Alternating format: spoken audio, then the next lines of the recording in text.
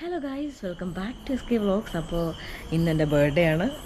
എൻ്റെ പിറന്നാൾ ഓൾറെഡി കഴിഞ്ഞു കേട്ടോ. നമ്മുടെ ഹിന്ദുസിൻ്റെ ഒരു ആചാരപ്രകാരം നമുക്ക് നാളാണല്ലോ നോക്കുന്നത്. അപ്പോൾ അത് എനിക്ക് ഡിസംബർ 22 ആയിരുന്നു, അതിൻ്റെ കഴിഞ്ഞു. അപ്പോൾ ഈ തവണ എനിക്ക് കുറച്ച് പുറകോട്ട് വന്ന് സാധാരണ മുന്നോട്ടോട്ട് വരാറുള്ളത്. ഓക്കെ, അപ്പോൾ 22, ഇന്ന് 28. അപ്പോൾ അങ്ങനെ 2 ബർത്ത്ഡേ നമ്മുടെ കഴിഞ്ഞിരിക്കുകയാണ്. അപ്പോൾ എല്ലാവർക്കും ഒരുപാട് താങ്ക് യു. ഒരുപാട് പേര് എന്നെ വിഷ് ചെയ്തിട്ടുണ്ടായിരുന്നു. അപ്പോൾ thank you so much for all the wishes.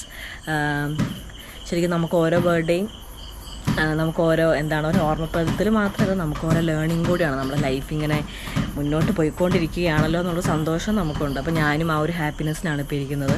പിന്നെ ഒരു അമ്മയാണെന്നുള്ള സന്തോഷം, കിച്ചുവിൻ്റെ കൂടെയുള്ള 2ാമത്തെ വർഷം, അങ്ങനെ ഒരുപാട് കാര്യങ്ങളൊക്കെ ഇതിനകത്തുണ്ട്. അപ്പോൾ അങ്ങനെയുള്ള എല്ലാ സത്യങ്ങളെയും അക്സെപ്റ്റ് ചെയ്തുകൊണ്ട് തന്നെ എൻ്റെ അടുത്ത ജേർണി ഞാൻ സ്റ്റാർട്ട് ചെയ്യുന്നു.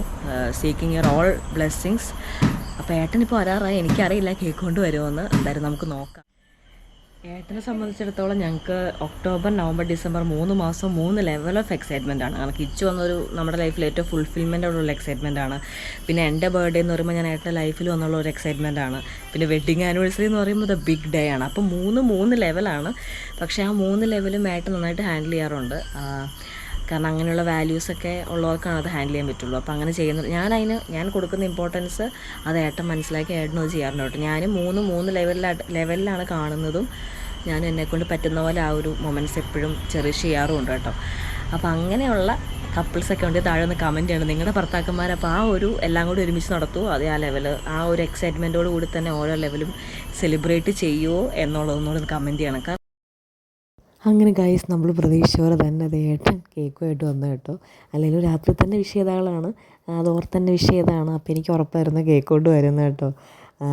അപ്പോൾ അങ്ങനെ നമ്മളിതേ കേക്ക് കട്ടിങ്ങിലോട്ട് കിടക്കുകയാണ്.